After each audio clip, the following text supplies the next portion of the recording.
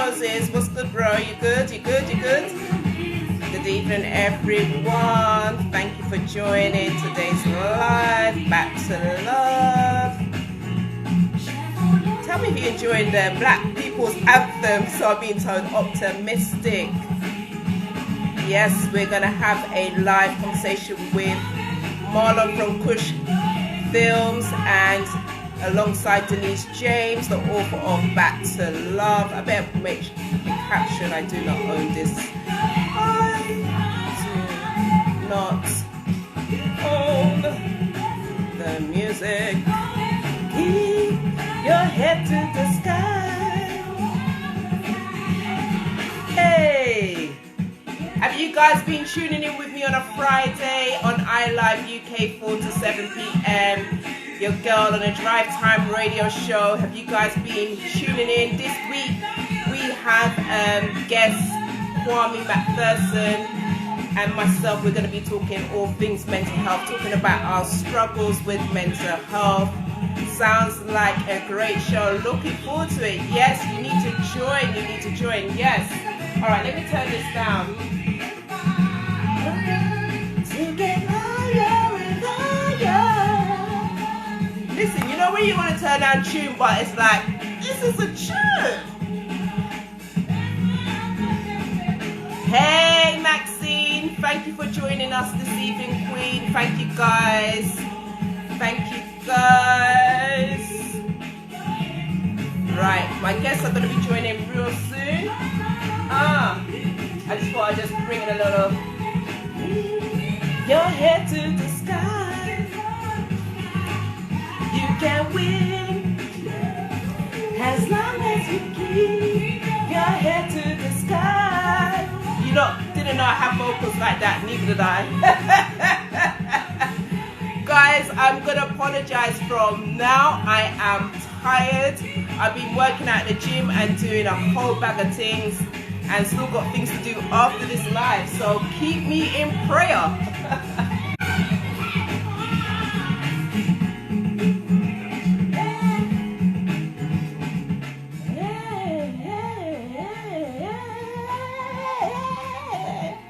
Woo!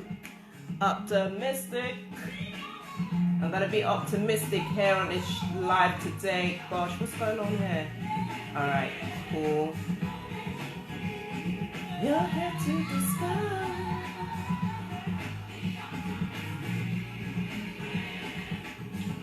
All right, so we're going to be joined by Marlon, who is the founder of Kush Films online. Hey Jeremiah, what's going on? Hey Jenny, what's going on? Kush is here, Marlon is here. All right, I'm going to go straight in. All right, so I'm going to send you an invite, Marlon, and an invite to you also, Denise. Just bear with me one moment.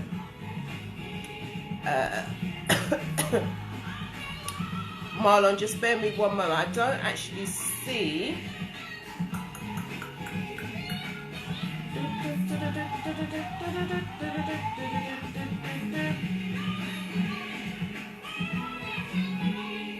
Your head to the sky. Ah, what a tune.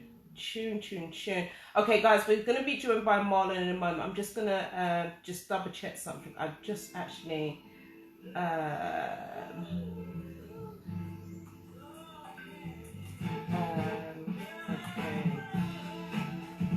Remind me of your social handles. All right, I'm gonna just invite Marlon on. Radio. Actually, this is a playlist for my show on Friday with Kwame. Marlon, I just sent you an invite, so if you can accept, then we can have you on the live. I don't see you, my brother. Let's see what's going on here. Good evening. Who's that, Sam? Sam, what's going on, girl? You good? All right. Okay, I'm just waiting for Marlon to join. How's everyone doing anyway? Is everyone okay? I'm just going to put on my supportive frames because, boy, this thing is just kind of getting smaller and smaller. I need a big ass phone, to be quite honest. Right, I'm just going to...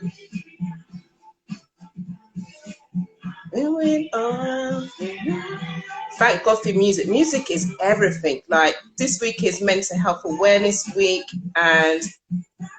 All right, hold on one second. Beverly's. Who's Beverly Designs? Sorry, 1 second. Hey, Marlon. I need you to turn your phone around so it's portrait rather than landscape.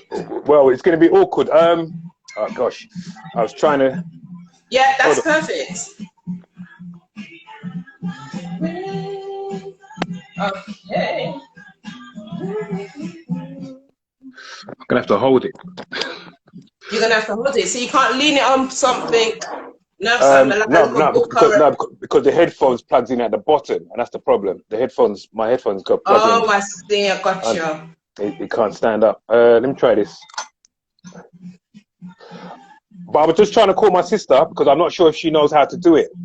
She's not she's not really tech savvy, so I don't think she knows how to find the live thing. Well, I sent all the information in the group, so as long as she's watching, then I can invite her. So at the moment, I don't see that she's on the live. She said she was. So yeah, but I don't think she knows how to click on the image for the live thing. She might go to your page, but she's not probably realized she needs to click on the live thing to get through to the live part.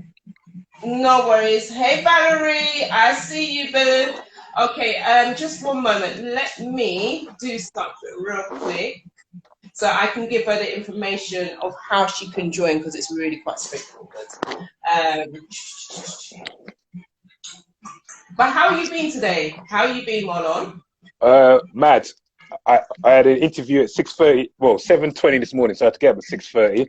I've had about 5 hours sleep, so, and it's been like that for about, I've not had 8 hours sleep for about 2 weeks now. So, but can't complain. It's all good because I'm working and I'm moving forward. We got it, thanks, right? Yeah, exactly. So I'll sleep good. I'll sleep tonight. See it there? So it's all good. Okay, just wait 1 moment. Denise, you said you're on the live, but I don't see your... All right, let me just... All right, well, we're going to start with you, right, Marlon? So if you could just introduce yourself to our viewers at the moment, because you are the director of Kush Films Online, and you've been running your business for over 23 years. Congratulations. Whoop, whoop, whoop, whoop, whoop. 23 years this May. Yeah, this May, 23 years. Okay, fabulous. Right, so I'm going to just accept Denise. Right, so, yep, she's there. Okay, so Marlon, if you can just let us know, why did you start Kush Films? What was the reason for this business to be birthed? Well, it was just a kind of it was basically leaving behind a life I had before on the streets of North London, Tottenham, and really just kind of starting again, refreshing. Actually even went to church, got baptized, and restarted again because I used to be on the road thing. I used to be on the road thing, keeping raves, dances. Everyone knew Miss Marlon Brando back in those days. It's keeping all the big rare groove dances and stuff, and just kind of came to the end of that road and realized I wanted to do more with my life, and there was more opportunity, there was more to life than just the road thing. So I just kind of hit a brick wall basically and decided to just take a break, to change things and take a break and stop, change, just take a U-turn basically, or a right turn or left turn, wherever. And just really just and to tell you the truth, I don't even know why I went into film. To this day, I still don't know why I actually chose film. But it was almost, I suppose it was like an extension of what I was doing before with raves and parties. So I knew how to do that. I had to bring people together, and I just had a knack of, making people enjoy themselves, and I like entertaining people. But as I it kind of transpired later to me, later after many years after I started Kush, I realized that I had that I'd always had a passion for film, but even I mean for many years when I started Kush and people was asking me why did you start Kush, I didn't even remember that. Right. I didn't remember things like when I was a youth. When I was a youth, I'm a big old man. So back in the day, you used to get like comic books and things like that. And at the back of it, you could send off for things like Charles Atlas, Be a Muscle Man, how to be a weightlifting course or something like that. And then also you could send off for like projectors and things like that. And I had got a projector, what they call Super 8 projector, with the film reel and all that kind of stuff. And Charlie Chaplin films and Lauren Hardy, and you put the reel on and you darken your room and you sit there and you turn in the thing underneath your cover and you're watching the movies. And I'd forgotten totally about that. And it's only maybe years after I started Kush, it came back to me and I remembered all that. I didn't remember it. And people used to ask me, why did you start Kush? And I used to just say, like the man upstairs, Father God just took me from one thing and gave me something different to do. And he gave me something to do for my community. So, but then I remembered, I mean, I always knew I loved films because I always loved sci-fi films and, King Kong and dinosaur movies and some of the old cowboy movies and that kind of stuff. So I've always loved film and grew up loving film. But I guess I had a real passion for it that I had forgotten about. Maybe once I became a young man and hit the road kind of a thing and out there and, partying, you forget all of that kind of stuff that when you was young. So, I sort of regressed and remember that many years later. So I always had a passion for film. But obviously the real reason why I started it was that at that time in 1998, I didn't feel that we were seeing ourselves being represented on the big screen. And also we kind of, I love going to the cinema, but it's like we weren't welcome there in a sense. It wasn't a place that lots of black people would feel happy being welcome there until someone like me came along and started doing screenings. There was one guy before me, Mark Booth. He was more of a West London, New Ben Tales, and he did stuff in South London. And then basically I came along and, we did massive screenings, bringing black people into cinemas and, screening the best black films to mass audiences. So, I've screened in some of the most prestigious cinemas in the UK, not only London, taking black films to Leeds, Bristol, Birmingham, Nottingham. I see all over the UK, basically. But I was even based in Birmingham for a whole year and based in Luton for a whole year, screening films, basically. Right. Taking it to the people, basically. So, there's no one really that's done what I've done in the UK before in terms of, again, within our community, we're very creative people. So everybody, and it's still today, everybody wants to be an actor. Everybody wants to be a director or a producer or a writer. However, nobody wants to be like myself, a film exhibitor or even a film distributor. And a distributor that's where the control is. That's where the mainstream distributors or the white man controls everything. He controls the narrative because he distributes the films. And, this is where we need to be in the field of like distribution. And also, again, we love cinema so much, but there's never been a black man, as far as I know, in the UK that actually owns a cinema. Own a cinema. We don't own. We always going and giving people our money. So I chose a different route. My route was exhibition, and an exhibitor is someone who basically gets films or hires films and puts them on the big screen. So a cinema is an exhibitor, for instance, and you have independent exhibitors like myself who go into cinemas and put films on the big screen. So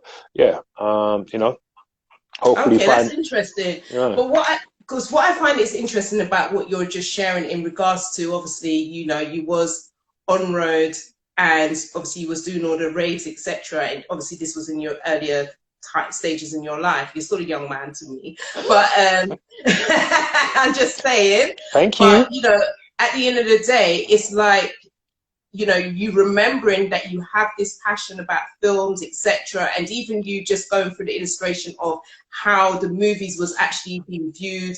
Things have changed so much in comparison to then to now. Do you know what I mean, kind of thing. But what I basically want to get to is, how have you found, like, in this industry now, in regards to, like, you've got your Netflix, you've got your Amazon and everything else, how you actually managing that with being online and providing, you know, like movies and films, etc.? How has that been for you? Well, it's been okay. Not an issue really and truly. To tell you the truth, it's been a godsend. Right. The streaming giants have been a godsend because traditionally the Hollywood has controlled everything, and they've controlled it for decades and decades and decades and decades. The streaming giants came and disrupted everything totally and started breaking up the game. They provided a new way for people to get their film out there. They provided a new platforms. It wasn't the traditional static Hollywood route where they controlled it, and it's a gangster thing. It's a cartel with the Hollywood thing, and a lot of the film distributors. You know, it's changing now, but yeah, it's always been difficult, really and truly. It's always been difficult. It's always been hard. But for me now, it's good because I mean, look. As you said, the greatest thing for me was that I didn't go to film school. So it was no one. Mm, It was no one who showed me. Oh, you've got to do it this way. You got to do it that. I came from road originally, so yeah. I've always been entrepreneurial. I've always been a hustler. No matter what they try to do, no matter which door they close, I find another door.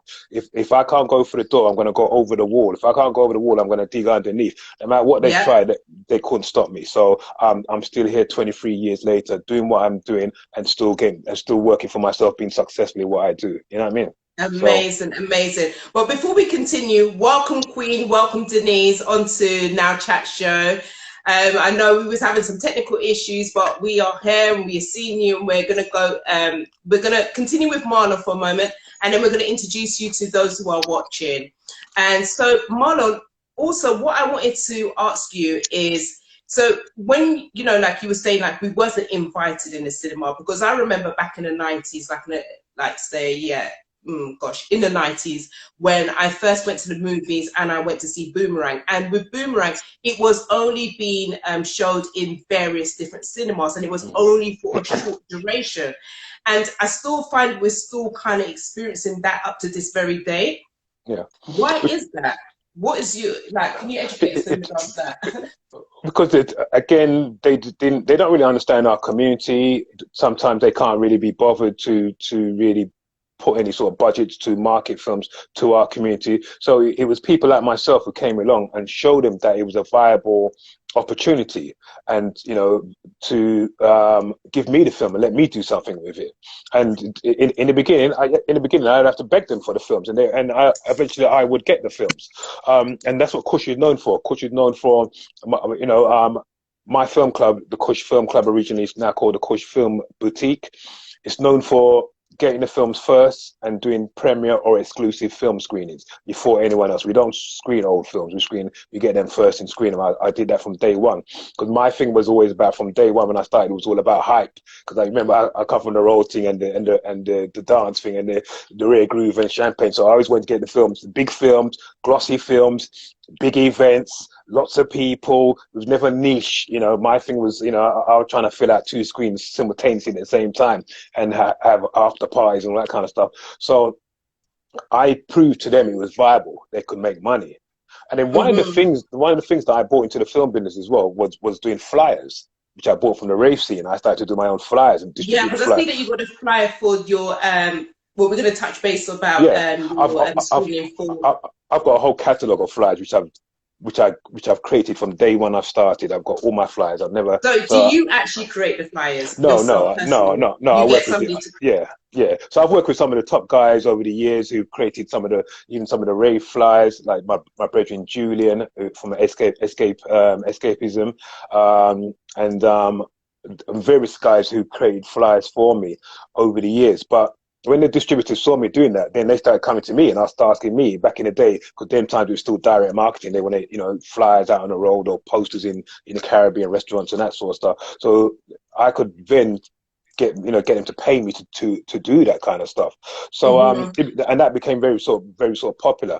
So I just bought, I just made the whole thing, popular, and it wasn't niche-y, and I made it viable for them to see that they could make money from it, or they could really make money from it, basically. And yeah, I'd have to still go there to a lot of them and still beg them for their film. I still beg them. Yeah. And 2 years later, it turned completely around, where they started calling me. They still started calling me, and they started paying me since about 2009. Distributors pay me to market a lot of the big black film releases. So a lot of the big black film releases, if I haven't screened them or done premiere screenings for them, I've also been the guy behind the scenes doing the marketing for them. And they would give me budgets and I would market. For instance, the last big one I did was Chris Rock's film 2005. Chris Rock's film Top Five. That was 2016, 2015, 16. What film was that? Top Five by Chris Top Rock. Five, is that what it's Yeah, called? yeah, Chris Rock.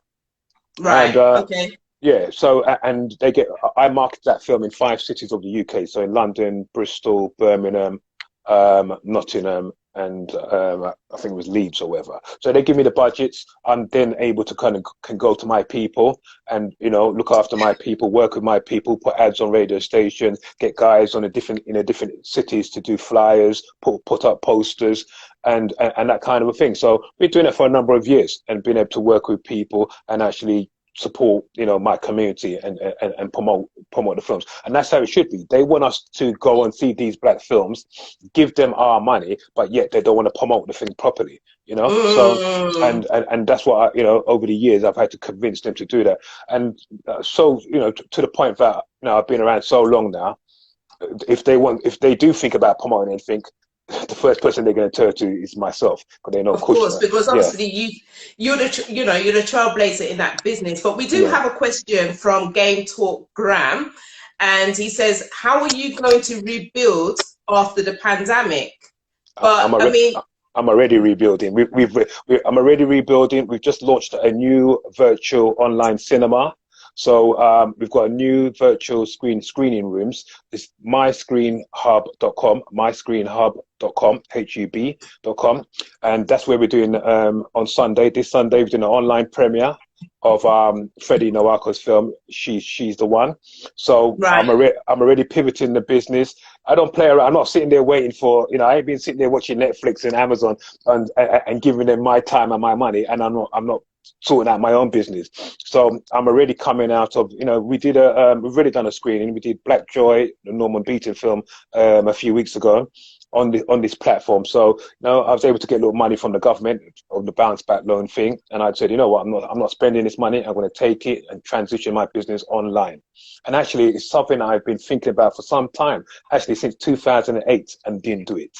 And the pandemic, the one silver lining from the pandemic is that it's forced me to go online. Now, sky's the limit. Brilliant, amazing. And I think that's what it's done for a lot of people. But continuing what you're saying in regards to, you're going to be screening this Sunday, the 16th, where you're going to be screening for Freddie's film called She's the One. And we have your beautiful sister, Denise, who's also going to be a part of the panel, which I believe you're going to be doing Q&As. Is that correct? That's right. So...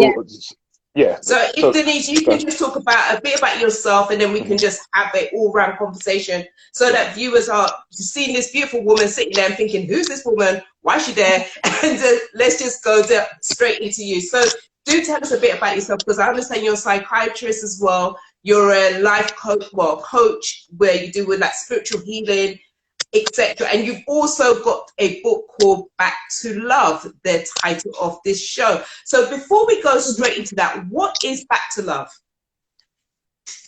The book, Back to Love. Back to Love is a story of my healing journey, having experienced and overcome trauma in my childhood.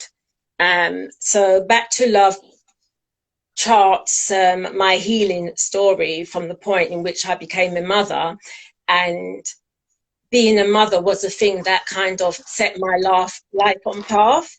Even though I was a young mother, it was the thing that kind of gave my life some purpose and direction, and that decision led me into therapy and then onto a journey which continues today.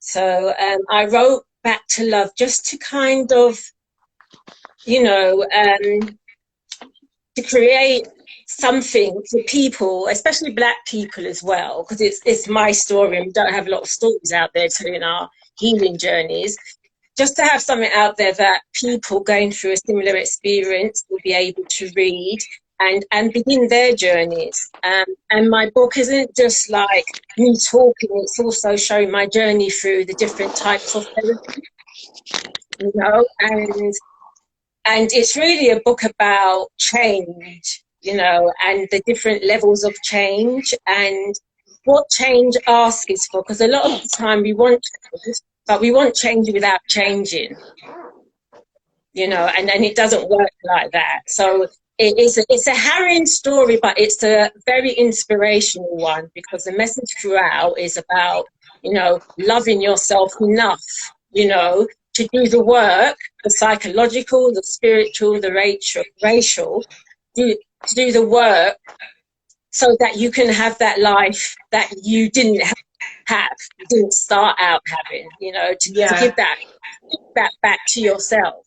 And it's also about mental health and well-being, and about bringing that conversation out in the Black community, because we're still kind of struggling with that conversation.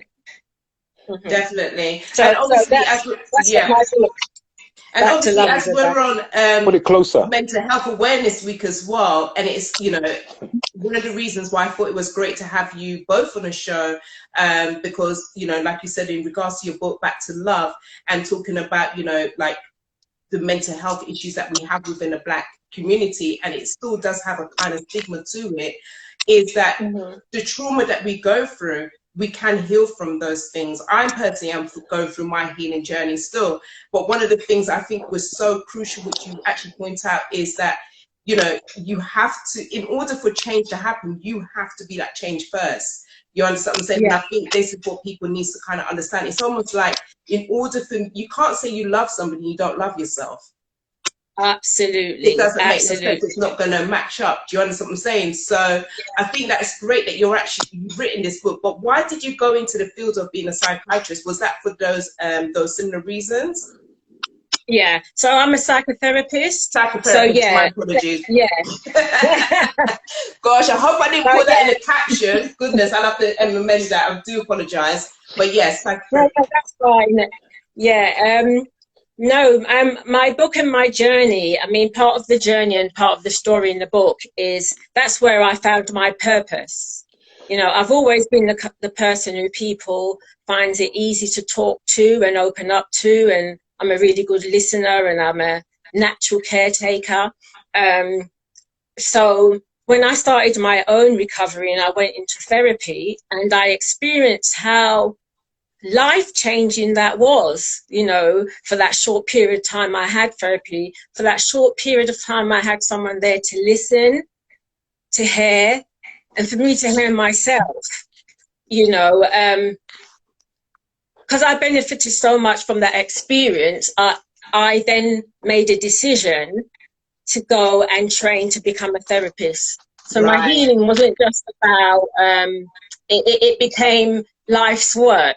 You know, I wanted to give back, and like you said, show people that there is recovery from trauma. You know, there is. I mean, a lot of people don't make it either, but those who do, I feel that we have a responsibility to create something that acts as a map for others who wants that kind of help, and not only wants that kind of help, but for people, I wrote it also for people who can't afford psychotherapy, because psychotherapy isn't cheap, you know, especially good quality psychotherapy. So the book acts as a self-help tool to help people recover themselves. Yeah.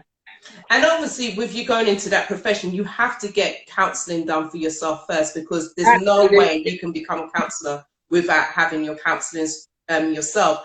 But going back to you, Marlon, something it just came to my mind. In terms of the types of films that you're actually been showing, when you think about some of the Black films that we've been watching, some of it is quite traumatizing, and it does kind of trigger. So how do you feel about, you know, when you're actually screening those films, what is it that you're trying to, you know, what are you trying to actually do for the community? Because obviously it's mainly like Black films that you're showing, is that correct? Yeah, at the end. So again, from when I first started, obviously because of where I came from, which is the road thing, and the way I kind of restarted everything and restarted my life. So the emphasis, and this is why my company is called Kush. And, people always ask me, why is your company called Kush?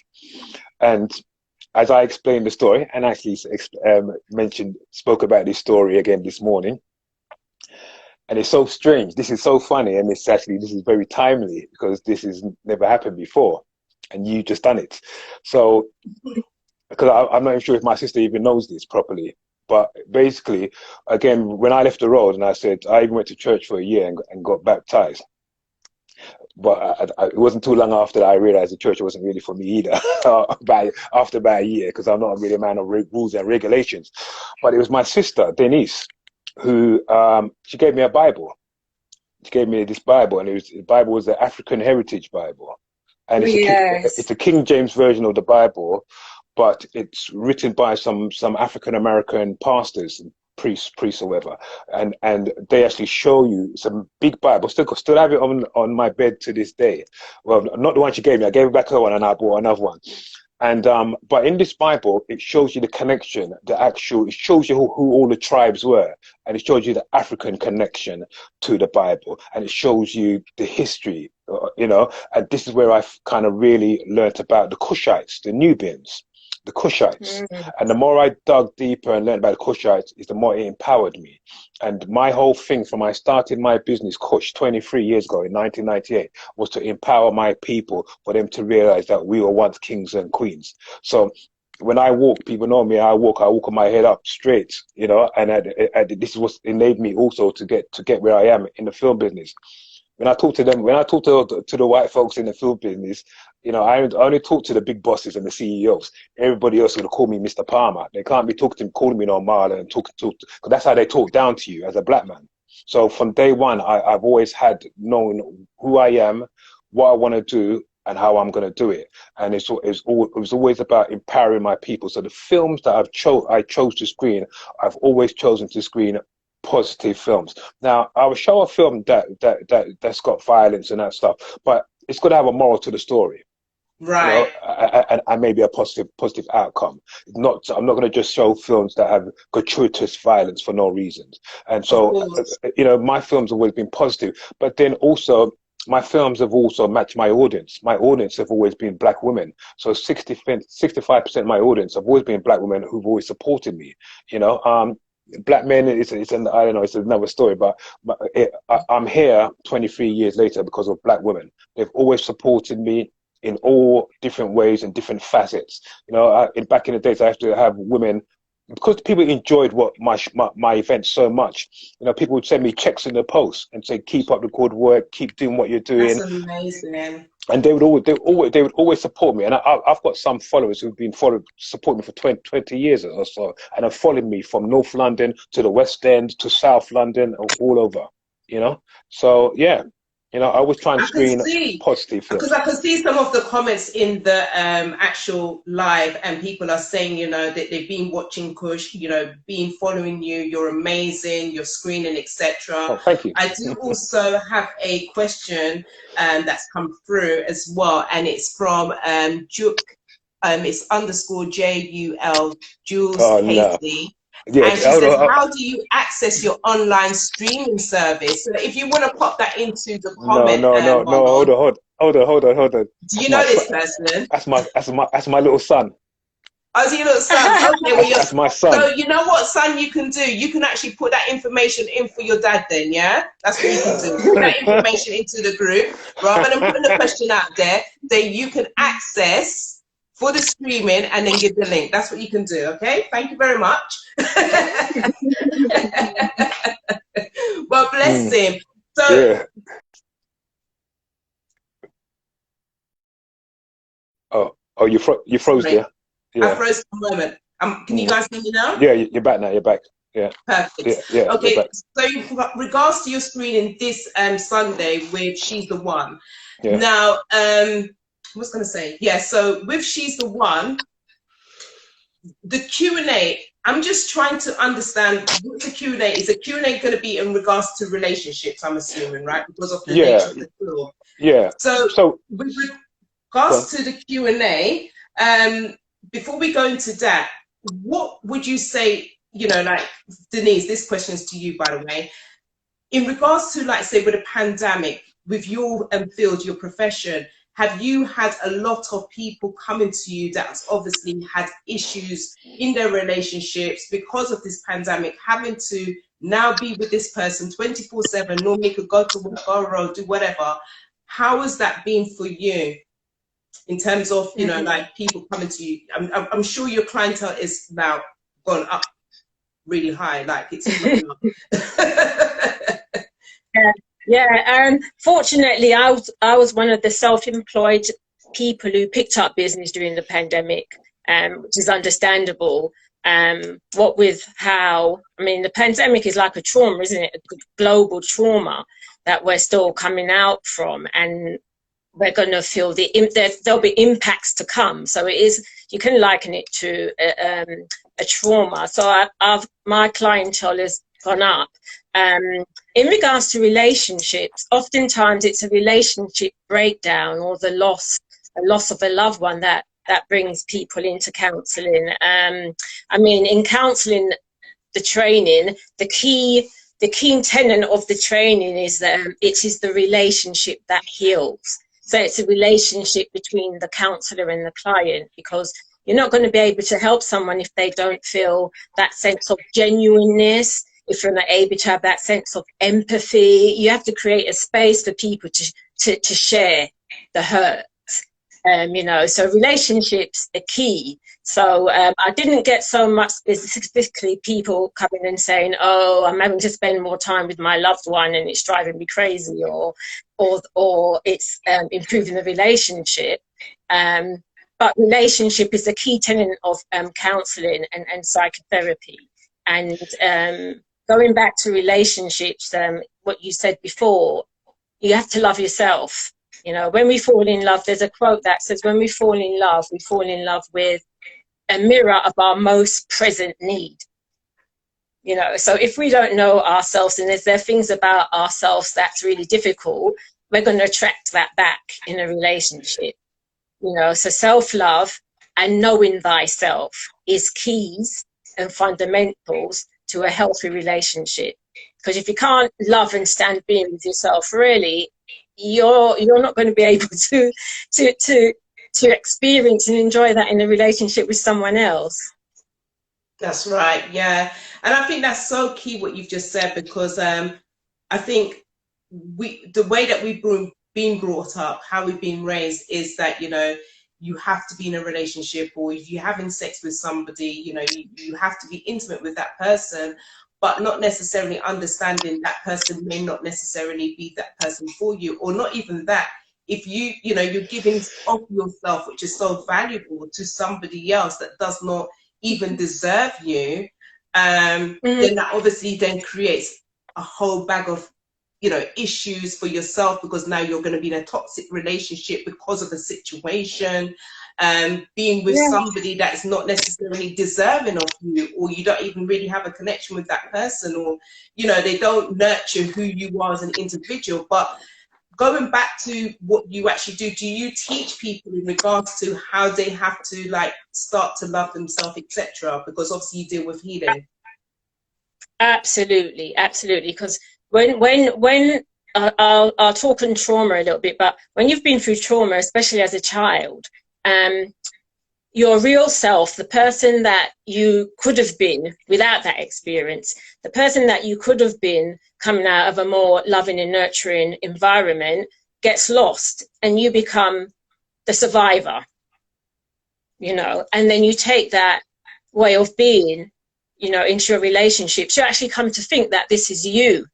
Yeah. You know, but who you truly are is lost. Who you truly are, you need to kind of go back and recover that self and heal it and bring it forward, you know, and get to that place of self-love, self-healing, self-acceptance.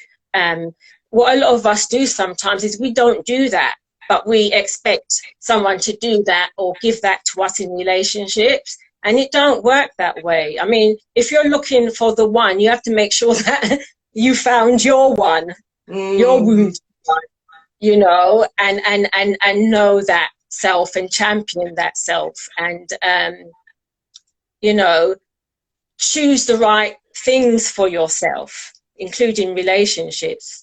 So yes, it really does start with the self. I mean, it sounds very cliche, but it takes a lot of inner strength to be in a relationship as you truly are.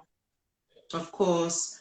Okay, so going to you, Marlon. So with the screening that you're going to be doing this Sunday, Can I so say with something? the Q&A, sorry?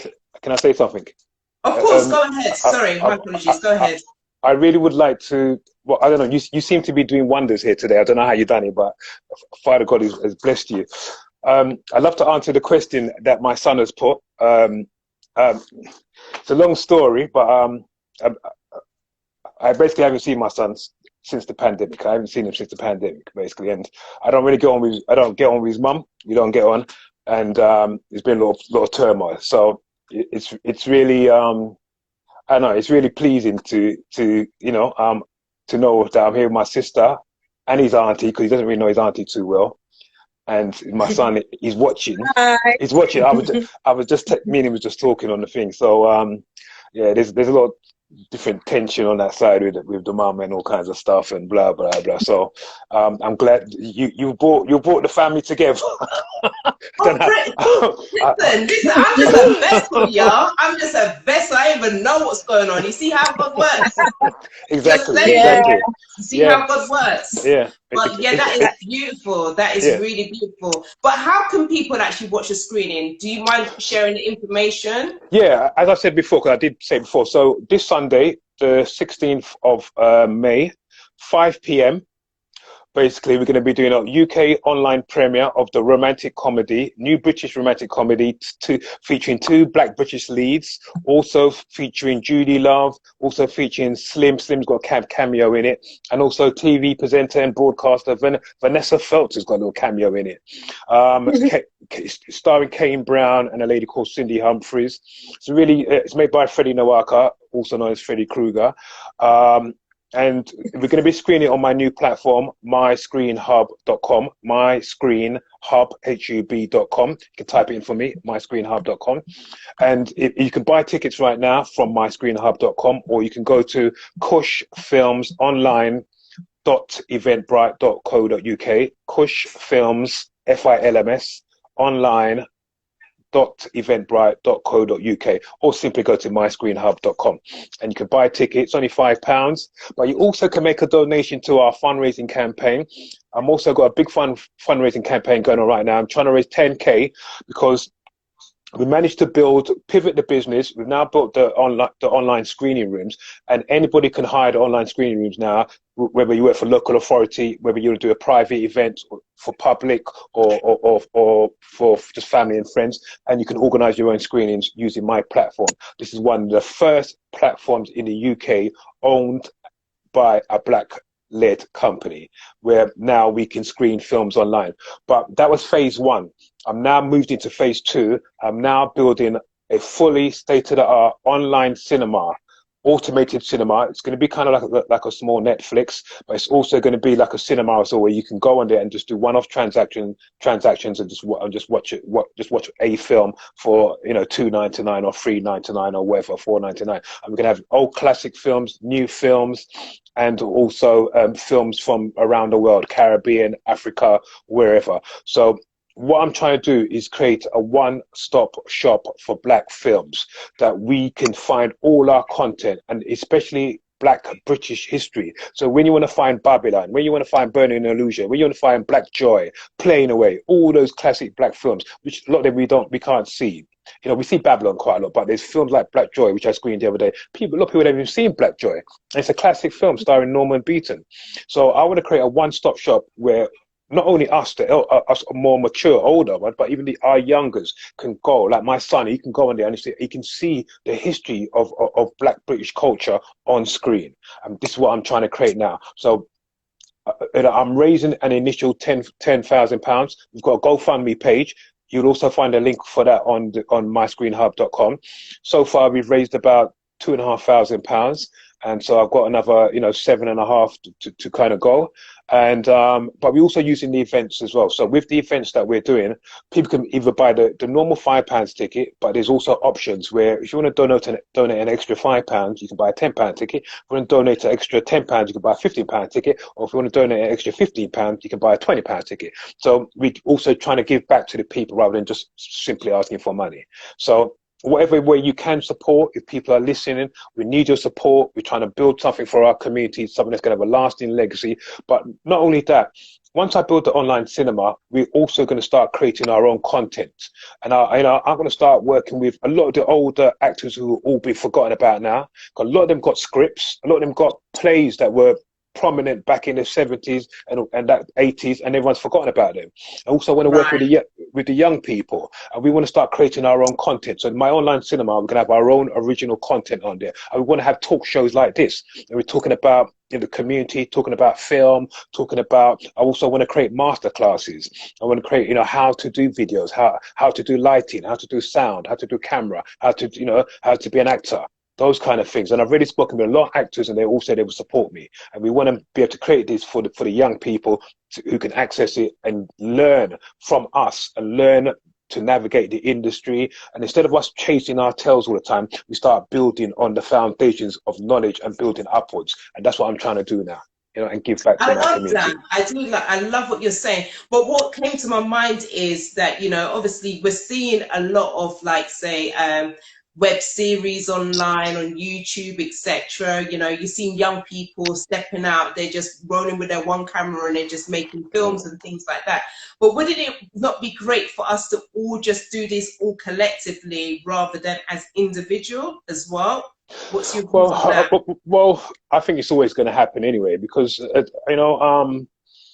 it's all about, I mean, it'd be nice if that happens, but again, I think maybe they need to see a platform, and a successful platform, and that's what is going to really influence them saying, yeah, we want to do something within our collective community, and we're not trying to go somewhere else. We're not trying to go Netflix or trying to go there. So I think until someone builds that platform, and that's what I'm doing now, then they're going to go to Netflix and they're going to go where, or just put it on YouTube. Because the other problem is a lot of people are creating content, but they just don't know how to monetize it, and that's the key thing. We have to, I know how to do that because I've been doing that from day one.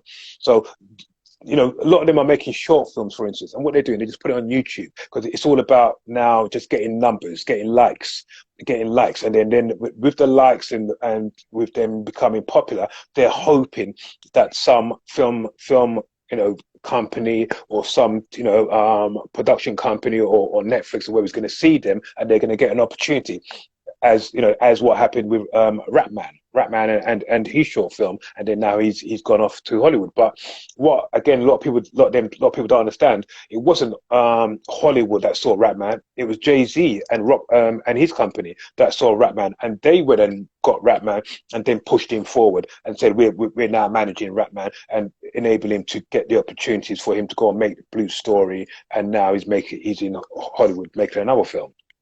So I understand what you're saying there, but then at the same time, if you don't have the understanding of how the industry works, and you're hearing about stories of people that it's created their own, they put up onto, say, YouTube, and then an opportunity came, or somebody saw them, like Jay-Z saw Ratman, and then the opportunity arises, and something built from that. Can you really blame an individual for even trying? Because at the end of the day, everyone's going to try and create their own opportunity. So I suppose what I'm trying to say is, how can you make your platform feasible in a way that's going to make people feel that, I want to be a part of this platform, rather than go to, say, Netflix or, say, Amazon or wherever, where they know they can potentially make a money equally the same, because these are great platforms. You know what I'm saying? So what is going to be, how they're going to be? Yeah, but you see, the problem is, I haven't got the exact stats, but I know this for a fact. Out of every 100, every 1,000, maybe only one is getting that opportunity. Maybe only one is getting the opportunity. It's not like the same like a footballer. It's the same like a footballer. It's the same like an actress. It's the same like a singer. Anybody that's in a creative, you're always going to be up against that. Do you understand what I'm saying? I guess what I'm saying is, what is it going to be about your platform that's going to be equally the same to those other big platforms that's going to make, say, a young person or anybody want to go to your platform? Do you understand what I'm saying? Well, again, obviously the key for everything, the only reason why they want to go to Netflix and go to Amazon, blah, blah, is because of their success. They see that it's successful. They also see that it's reaching to a wide audience. So that's obviously what with any platform, that is what I need to do. We need to breed success, and we need to show that it's viable. It's a very viable platform, and also they need to see that other people are making money from it. Once they see that, then I'm sure that they're going to want to be part of it, or they're going to bring content to it. Because at the end of the day, most people, what they want, some want fame, some want to get paid. Some want to get paid. So at the end of the day, I'm not too bothered about the ones who want fame. That's their business. They can go and look for fame. Those who want to make money, I want to help them make money at the end of the day. So obviously, I've got a lot of work to do, and it's the platform is only just starting, so it's going to be in its infancy. I want to get to a place where we're getting major, there's major advertising on there, sponsorship. I'm getting all the big films. Again, if there's anyone in the UK who can do this, it's me. Because I'm the one who's got the relationship with the film distributors already, so I can get. Do you have a team working with you as well? I'm assuming you have a team. Well, this is all part of the initial 10K that I'm raising is only to build the platform, and actually I'm getting it at cheap rates. That's another story again.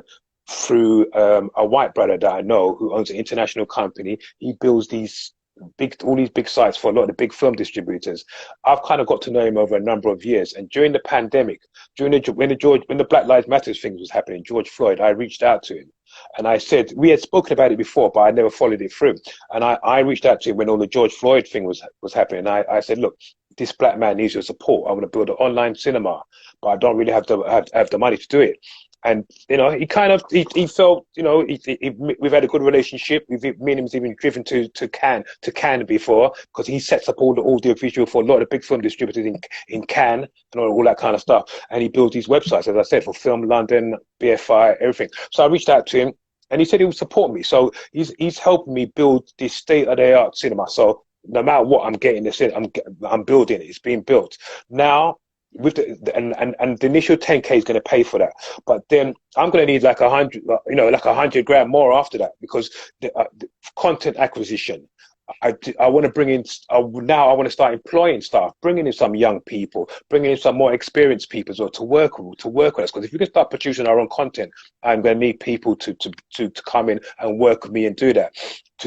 And have the money to be able to sponsor maybe some filmmakers out there for them to go and produce some of their own programming. And I think the opportunities are ripe right now, especially since all the Black Lives Matters thing and Floyd. There's a lot of companies that want to throw money at black thing. If you can show them something viable, this is something totally new, something not been done before.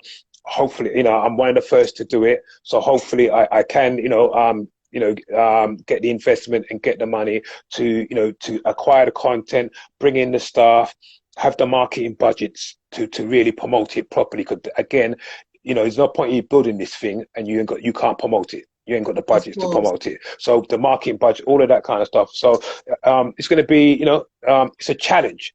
But after the pandemic, I'm totally inspired. I'm up for the challenge, and this is giving me a new lease of life. Believe me. Brilliant. Well, Janelle's got a question. Janelle asks, Marlon, what's your thoughts about Channel 4's Back to Front campaign? Oh gosh, I read it. I know I've read it enough. I think they've shared it in our group as well. I've been so busy, so I did see it this week, and I looked at it, and I just kind of, to tell the truth, I don't put my focus.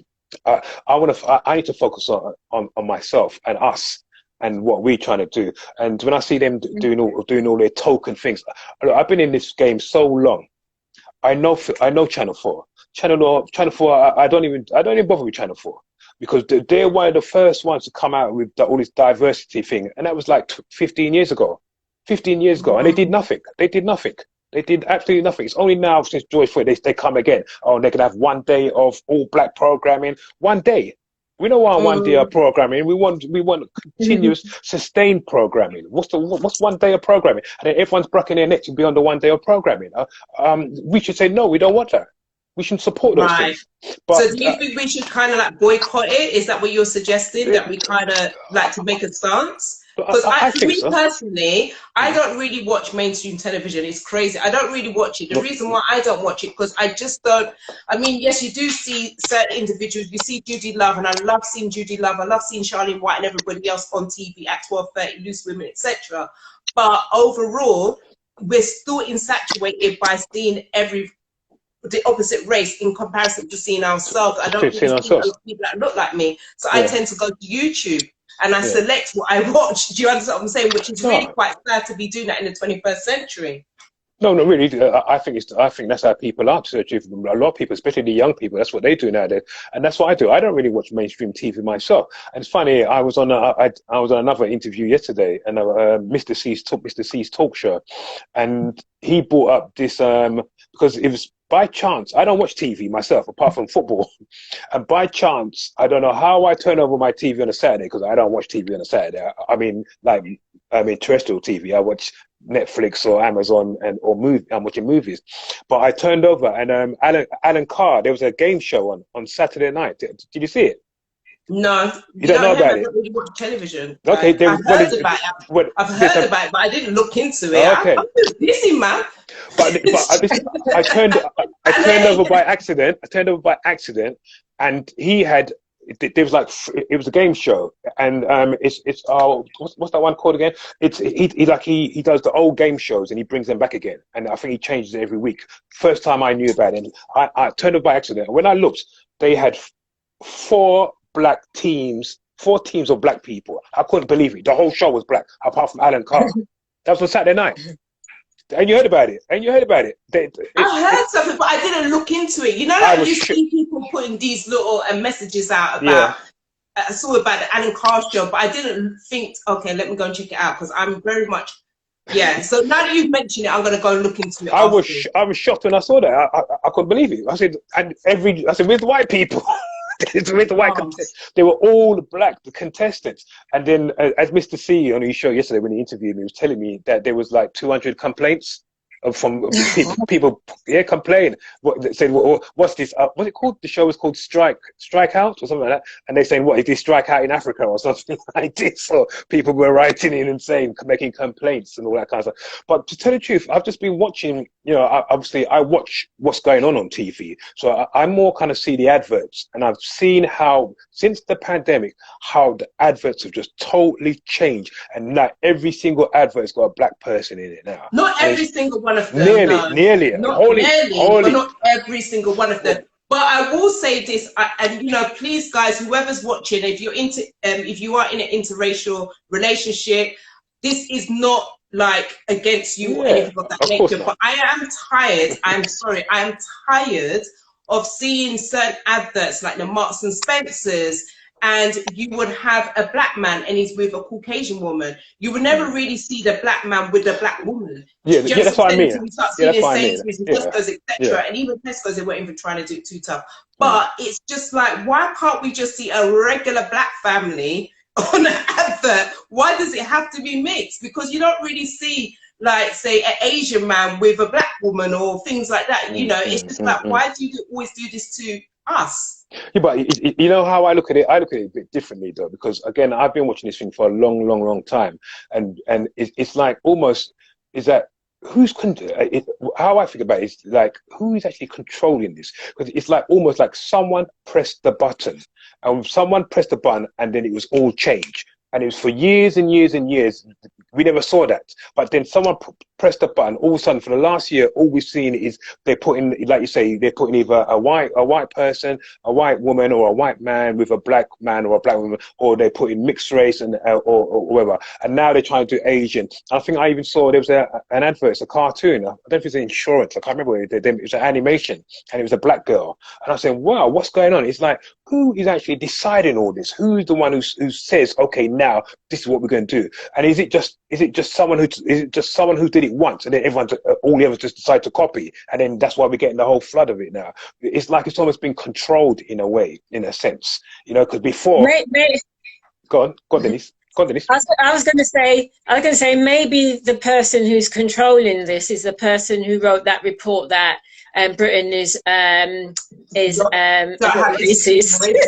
Yeah. But you know what I was going to say, Denise, because what just came to my mind, you know, like obviously you do counselling, etc. Yeah. Do you feel that even though, like, you know, talking about Black people and our trauma and everything else, and we need healing, and on Mental Health Awareness Week, but it's not just Black people, the Caucasian white people needs healing as well, because at the end of the day, they've done something that is just like, oh my gosh, like there's no words to describe what they have done to us as human beings, as Black people.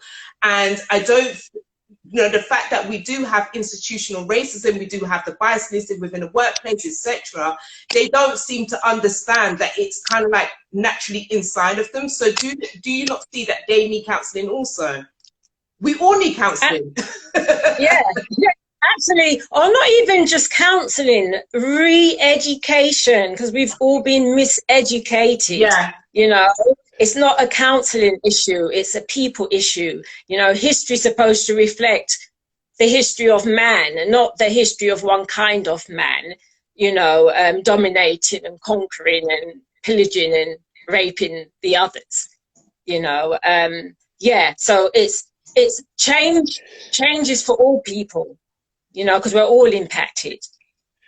Of course. Guys, if those who are watching, if you do have any questions for Marlon and for Denise, by all means do send the question, and I will endeavour to ask them accordingly. I could see, you know what, I'm going to just keep my glasses on because I don't know why I'm just keeping doing this. But anyway, you know when you're just not trying to claim the glasses, but every day it just comes out. But anyhow, so D Lady Shaw says that's it, re-educate. Definitely, because I remember reading an article, I can't remember whereabouts in the UK, but there's a woman called Elaine Scone or something like that, and she's actually teaching Black history all year round within their, I think it's in their college, and it's the first time it's actually happened ever. And I'm just kind of like, I don't know how she managed to get that happening, because it should be on the curriculum for education anyway, because we shouldn't just be doing Black history just in the month of October. It should be all year round, because Black history is not even just Black history, it's everybody's history, it's everydy's part. It's world history. Yeah, it's world history. World history. So why are we avoiding that? So I'm really just, what's your thoughts on that, first and foremost? Marlon. Me? Oh, me. Yeah, well, obviously, this is you know, re-education. This is something that I've been trying to do myself, and not even, you know, trying to forcefully do it. But again, we've screened a lot of documentary films. People loved our documentaries, and the thing is, as well, especially when I was in the West End, we got a lot of white people that came to a lot of my screenings. Who came to when we screened films like I'm Not Your Negro by James Baldwin. I screened that consecutively 8 times. You know, 8 times consecutively we screened that in a row. It just kept filling out every time. We had to keep doing another screening at the Regent Street Cinema, and I found that really powerful documentary. James Baldwin, I'm Not Your Negro. And over the years, I've screened many documentaries. And again, sometimes, you know what? Sometimes, I'll be honest with you. When I screen more powerful educational stuff, sometimes I find more white people turning out than more young Black people, and I feel sorry to say that, and that's the truth. No, don't be sorry. It's it as it is, brethren. It's facts. Because, but why do you think that is? Do you think it's because, you know, we don't really want to go back into a place of pain, perhaps, you know, that trigger, etc. Whereas with Caucasian people, they may just want to learn. They want to find out more in terms of, you know, what's been documented, to find out a bit more about the history, etc. Whereas we're not really that forthcoming because of it's going to trigger, so they don't want to really go there. They want to. What's your? I don't know. I mean, if I speak for myself, I can only speak for myself. And speaking, I can speak as an exhibitor, and what I feel is kind of happening. And I feel, a lot of the time when we do go to the cinema, we go because we want to escape. So a lot of people have maybe, you're working all week, you have to go and do a job which maybe you don't like, too tough, or, you've got your family, you've got things. When you go to the cinema, people want to escape, just want to laugh, they want to enjoy themselves.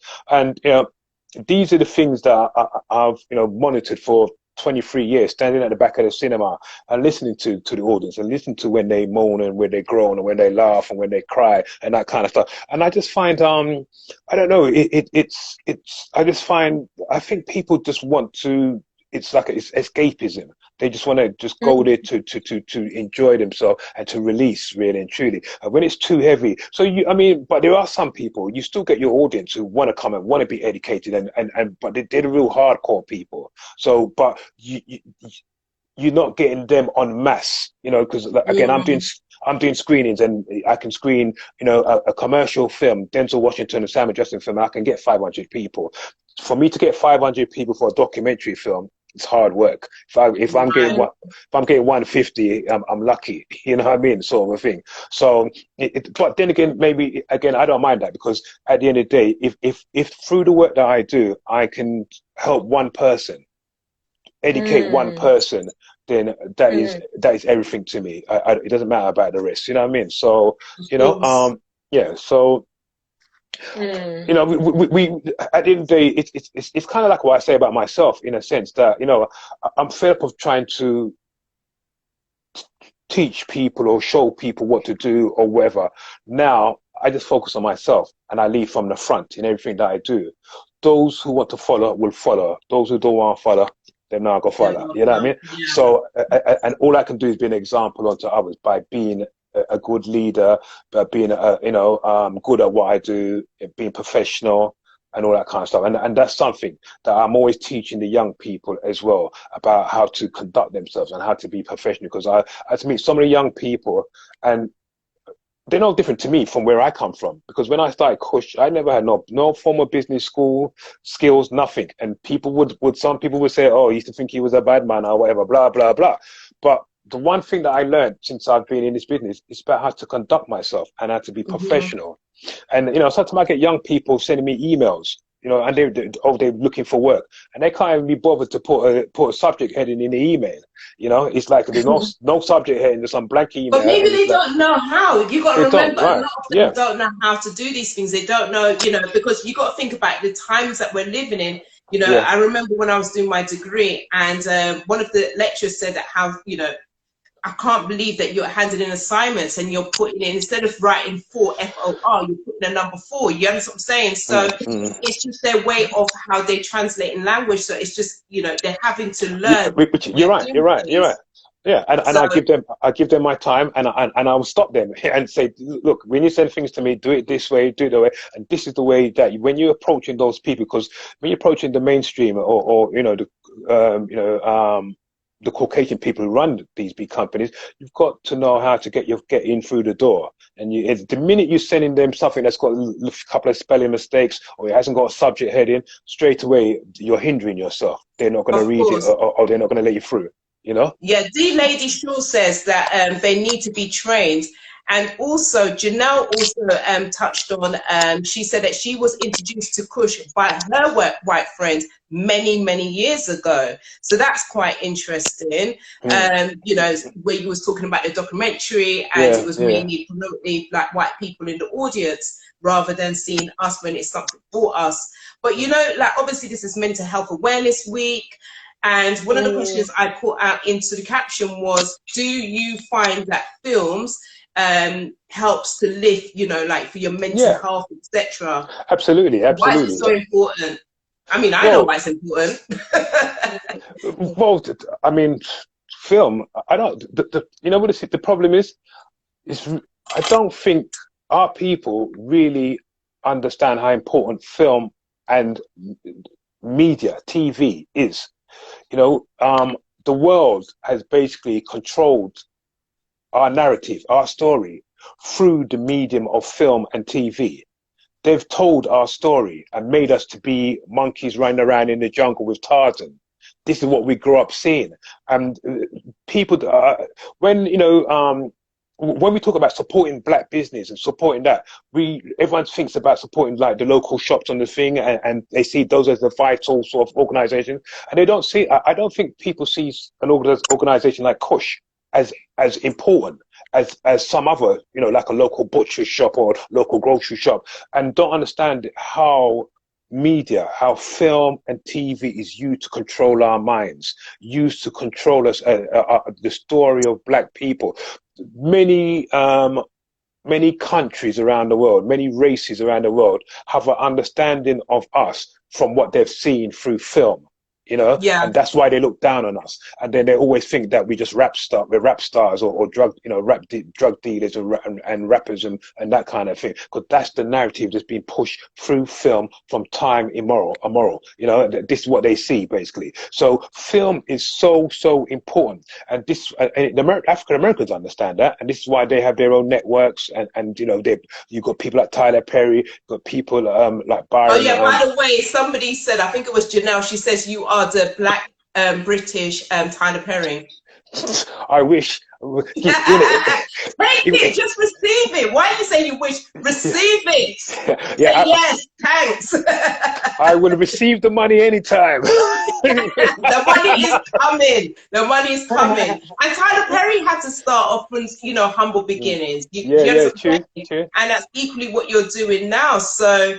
He's my hero. He's one of my heroes, and I've just read an article just last week. He's now a billionaire. He's a billionaire. This man from nothing, sleeping in his car.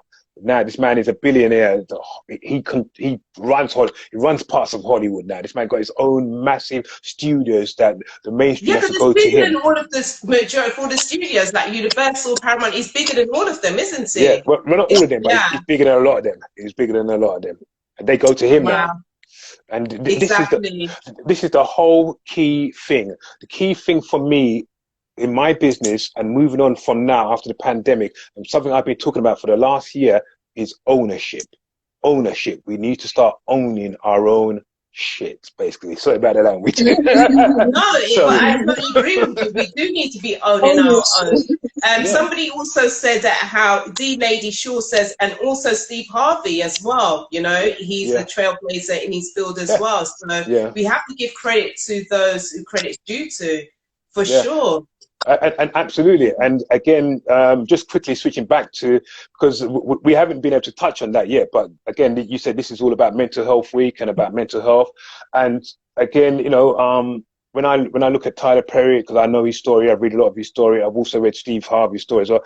And again, it's been a similar path that's happened to me, because, I also, there was a time not too long ago when, I was very distressed with doors being closed, the industry. Sometimes like they wouldn't give you their films, or there was one time that I would never screened films in a cinema longer than a year, and this happened to me.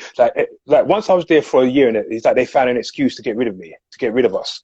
And that bothered me. That this was maybe say 10 years ago, no, a bit longer than that actually.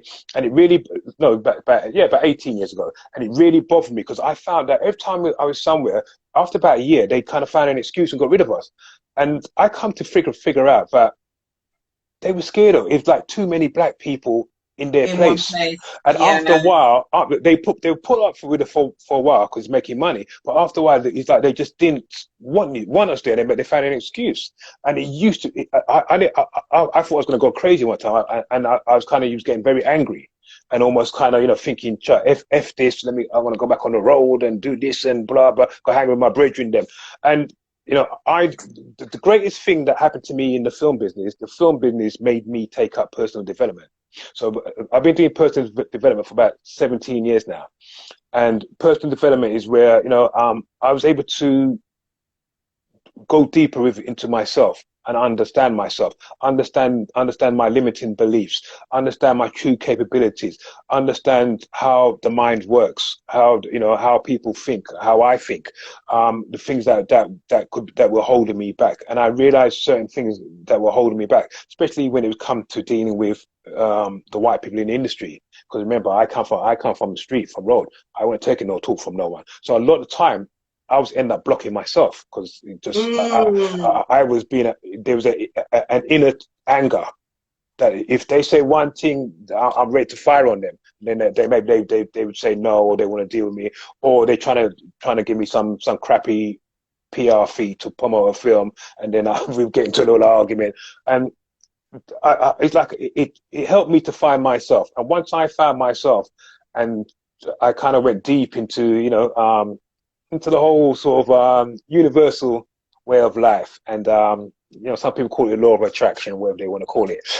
Yeah, I'm a meditation or yoga guru these days. I'd say that. But the minute I kind of embraced all that, believe me, I didn't call them no more. They started calling me.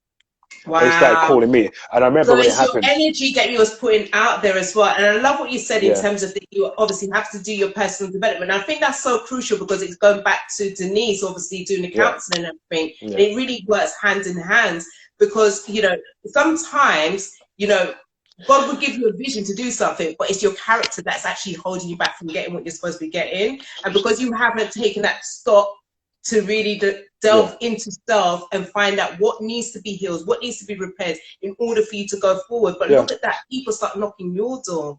Yeah, but and that's the thing. That's the thing about. Sorry, I'll let Denise come in a minute. But that's the thing about ownership, owning who you are, owning your own, in a sense, temperament, your own everything that makes you up, and understanding that, and being able to identify it, and either because it's not everything you can change, but you can be aware of it, and you can actually block it, stop it from happening if you're aware of it. So it was I got to the point where I stopped blaming other people, and I realized it wasn't the white people, it was me at the end of the day. Because if anybody stops me, it's because I've let them stop me. At the end of the day, they can't stop me from doing what I want to do. I'm gonna make it happen one way or the other, and that has enabled me to survive, to carry on, be here 23 years later. And I've seen many people come, filmmakers, and a lot of them are filmmakers. They go to film school, and this is how you do it. And you get money from the government to make you film and do that. When they realize they can't get the money, stress. So in the end, they give up. They just give up. I've been able to adapt.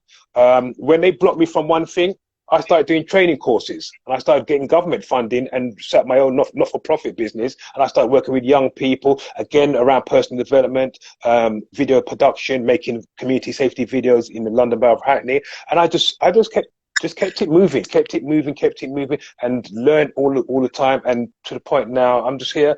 They accept me. They know who I am, and moving forward, I can't be stopped. The flow can't be. The energy cannot be stopped. So yeah. I love that. And people's also thrown into the comments saying that believing in yourself is key. Somebody said that how mindset is everything, and it really is about your mindset. It is about believing in yourself, because even that's one of my biggest struggle is self-belief, and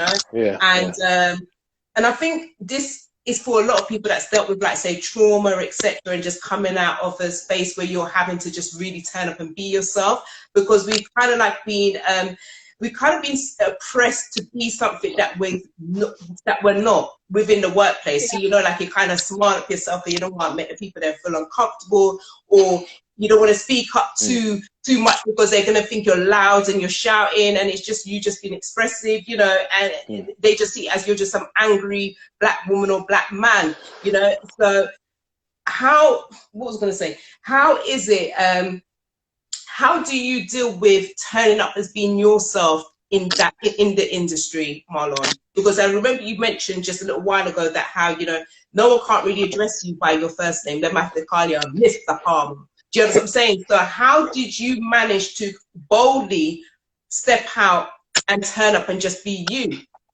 Listen, man, I've always been me. And I'm not going to change for anyone to try and be or pretend to be something different. So you know what? I don't know. It's like I'm kind of different from a lot of the other guys in the industry, and a lot of them. It's like I don't know. You know, they're trying to make friends. I'm not trying to. I don't go there trying to make friends. I'm going there to try and do business. And I know I'm a bit more older and a bit more mature. So because a lot of the people that I work with, a lot of them are graduates. They're young people. They're young, you know. They remember these companies, these big companies. They've got 35-year-olds running some of these companies, who are the marketing manager, blah blah. So when they talk, I talk to them like a big man, and they have to talk. They have to respect me like that. And I go there, but again, when they see me now, and I come there, and they see the gold teeth and all that kind of thing like that. He's like, I'm the cool black man, innit? And he's like, yeah, all right, Marlon, and blah blah blah. And I know how to work them. And be cool, and you know. And it's like, yeah, they believe me. I know I've got, you know, as I always tell a lot of the younger guys, we were born with the gift of the gab. We just got to know how to use it properly. Rather than we hustling our friends out of £1, £5, £10, let's go and hustle some of the big boys out of 20 grand, 30 grand, 50 grand or whatever, because we can do that, because we've got that skill, but we use it in the wrong way. And it's just a mindset at the end of the day. So in terms of me mixing in the industry, you know what? Never been a problem. Some of them are jealous of me. When they see me come, because you know me, I like to wear hats and all that kind of stuff. So when we come, you're boasting like that. You're boasting. Yeah, When's your birthday, by the way? When's your birthday? The 29th of October. I'm Scorpion. I knew he was a Scorpio. I just said he was a Scorpio, you know. I just said, I bet he's a Scorpio. I could just see the Scorpio black man trait there. The boastiness, you know. Yeah, so believe me, sometimes I'm working. It's like because I remember when I worked on the film Selma, I did PR for the film Selma, and then the big filmmaker Ava DuVernay came over, and I met her and stuff, and they're doing all the red carpet with David Olivier or something like that, and then you got all the white people doing the PR as well, and they're trying to hide behind the scenes. Me, I walk on red carpet, pitching up my big heart, and they're looking at me, and they must be saying, "What the anyway? What's wrong with him?" Do you know what I mean? But I'm just as good as the stars. You know what I mean? Come on, man. Why not? So yeah, I'm you know. Yeah, I'm enjoying what I'm doing. At the end of the day, I'm my own boss. No one tells me what to do. I don't care if you give me a budget to promote this or work on this. And I've always, from day one, you know, I'm the one who's telling me I'm the boss. And then if you're paying me to be the expert for black film. Don't be trying to come and tell me now how to promote the black film. And sometimes they have done that, and I've had to put them in their place and tell them, say, I'm the expert. You paid me, so listen to me, all right? And then I've fallen out with a couple like that. I can imagine this black man, they're telling these people no, so you have to just, you don't do it, so you do it like this, you know what I mean? But obviously they must feel slightly very intimidated as well by you, you know, because obviously you're very confident, etc. And, you know, they may try and break you down as well at the same time. So they don't try and break me down. The thing is, you're right, that some of them may feel intimidated, but the problem is when they look around and they say, there's no one else to go to. There's no one else that does what I do. There's no one else that does what I do. And not only that, we do it well. And we've got that reputation, we've got that following, we've got the whole tradition. So there's no one really that does what I do. I'm totally different from all the others in the industry, no matter, regardless of what no one says, because all the other people who screen films, they do it under funding. They get funding from Film London, the BFI, and they do what they do with their funding. I've never gone to the BFI. Well, from day one I started, I said I would never ever rely on government funding. But then when I started to get a lot of blocks and stuff, then I started to run my training courses, and then I started to get some major government funding, and then that was a very important lesson, because I forgot my own what I said, that I would never rely on government funding, and I did. And started paying myself £200 a day. I was getting 40. This was in 2000, and I was getting 40, 50 grand to run training courses for young people. My own training courses, which I devised, and I had staff and all kind of stuff, and I forgot. And in the end, the money all dried up after a few years, and my business nearly mashed up. And I ended up in 20 grand in debt. But it was a valuable lesson. It taught me so much in terms of paperwork, accounting, the whole lot. That really helped me now. But I've always been able to I know you just got to know. You know, I've always been able to. I know how to work with those people. I know how to work with them. I know, and then a lot of the marketing managers, a lot of the people I've known them because I've been around so long. Like for instance, like you know, even up to recently, the head of 20th Century Fox. One of the heads of 20th Century Fox, he used to be my mentor when I first started. He used to work in a cinema. Well, how did that come about? How did he become your mentor? How did that opportunity come about? Was he your mentor in terms of you? He was actually mentoring you, or was he just your mentor in terms of you like reading or following him, etc.? No, he was helping me and guiding me. But this is when I first started. I first started, and I started to show films in. I helped to launch the Cineworld Cinema in Wood Green. In Wood Green, North London, they just built the brand new Cineworld Cinema up there. This is in say around 2001, and they just and then they invited me to come and do screenings there. Because I had to do screenings down a small little cinema down the road from there, and they invited me. So I went to Cineworld and I started doing big premiere screenings there.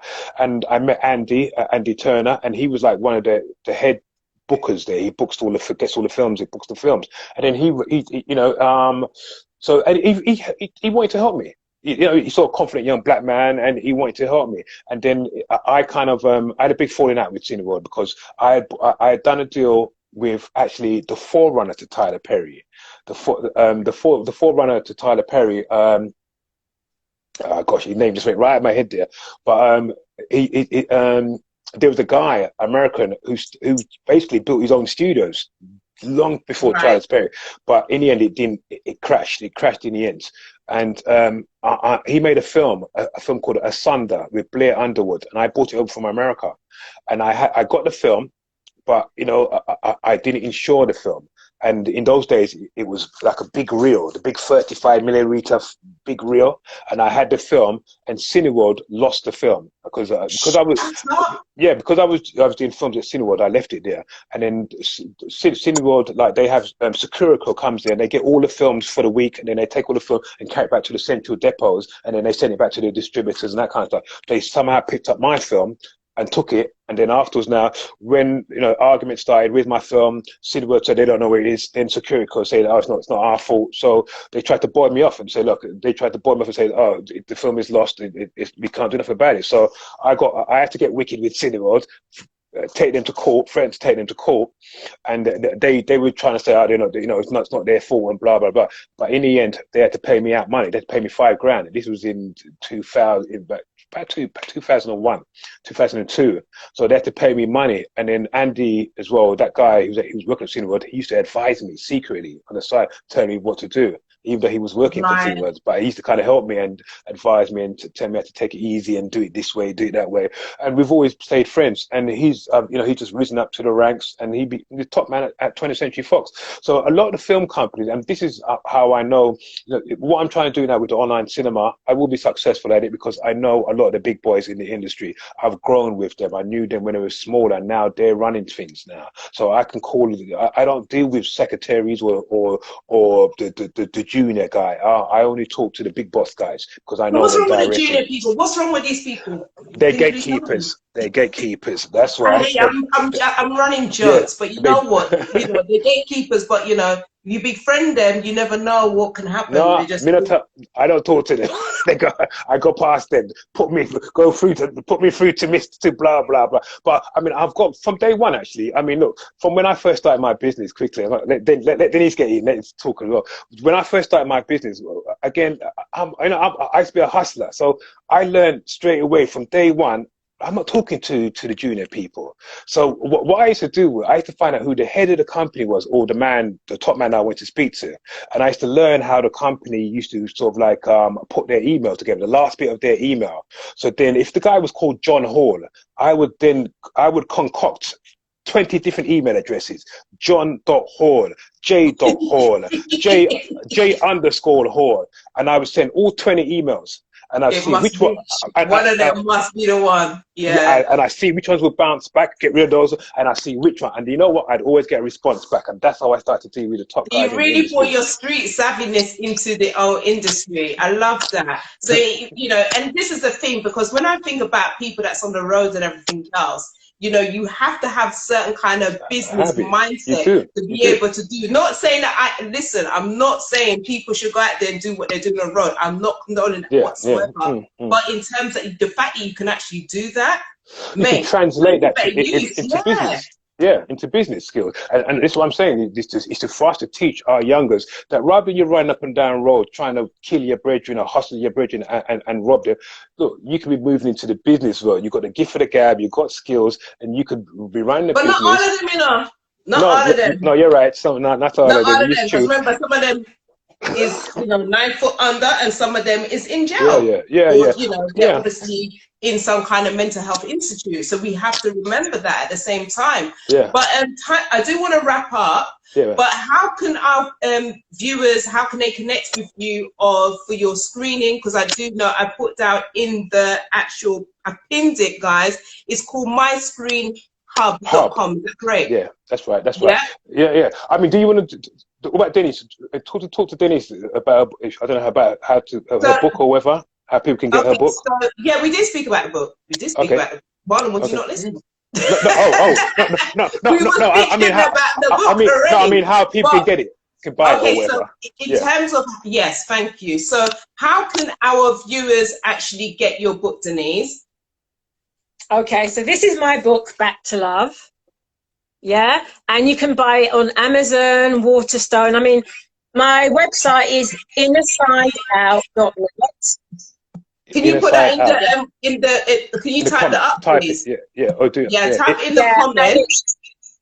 And it's got all my details in there. But just to add also, but if they go to your Instagram, because it's on this live, and if you're going to be watching on the replay on the YouTube as well, I'm going to put all of Denise's and Marlon's details onto the actual caption, so you can just click into the link. You can purchase the book, you can buy your ticket to go to the screening on this Sunday, and also you can donate towards the GoFundMe page as well, because we want to support Marlon right now. It's us, you know, supporting our brother in order for him to do the things that he's doing for the community. Yeah. Can I also add, because you know Tyler Perry, he's also a survivor. He experienced childhood abuse in his past. And in regards to Marlon being the next Tyler Perry, we on these sides of the shores, we need our own heroes. You know, we're always looking over there. We need them here, and they are there. I mean, there's so much talent happening in Haringey, in the south of the boroughs, you know. Stories are important, and where I connect my work, what I do with the stories, that I help people to, you know, reclaim their story, reclaim their life, to put themselves at center stage, that self-love, to put themselves at center stage, to know that they get to decide who's their starring lead or who's their supporting cast, you know, and in so doing, create their best life experience possible. Yes. Yeah. Definitely. And on the theme of mental health, you know, it's 1 in 4 of us are impacted by mental health at some point in our life.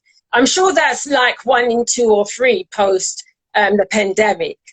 You know, me compared to when I was a child to who I am now is 2 different kinds of people, you know, because I felt the fear and done it anyway.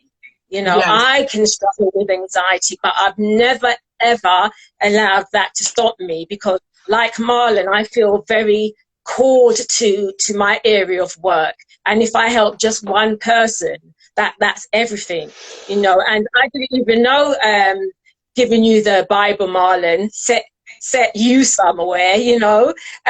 So my book, you know, that a lot of intention's been put in it to help people. So I really hope that it helps people near and far, you know. And I would encourage anybody, you know, if you've got a dream, if you've got a passion, we just got the one life, you know, go for it.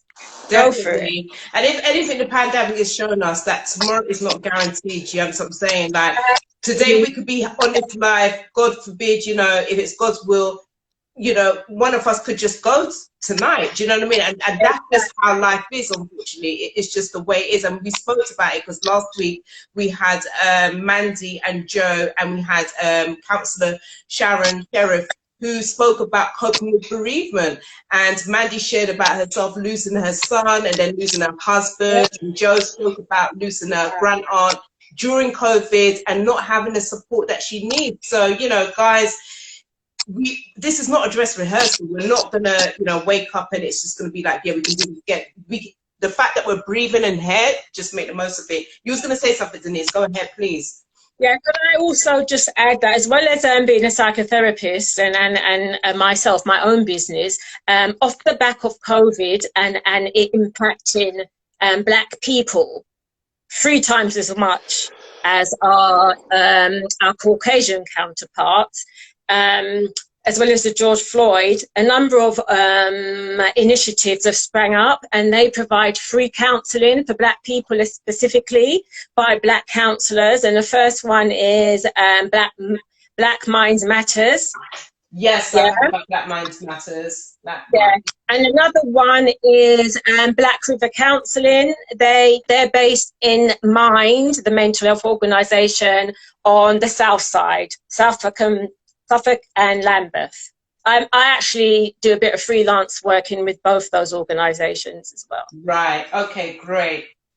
Okay, guys. Well, thank you. Thank you both for being on this week's Singles Talk. I hope everybody was blessed by these inspirational, amazing guests that we've had. We've had Marlon Palmer, who is a director of Kush Online, and we've also had his beautiful sister, Denise James, who is the author of Back to Love and also a counsellor and healer. So please, guys, do support the Queen by purchasing her book, and do support our King by buying your screening ticket, and please make sure you donate some money for the GoFundMe page. And even if you can't, just share the link.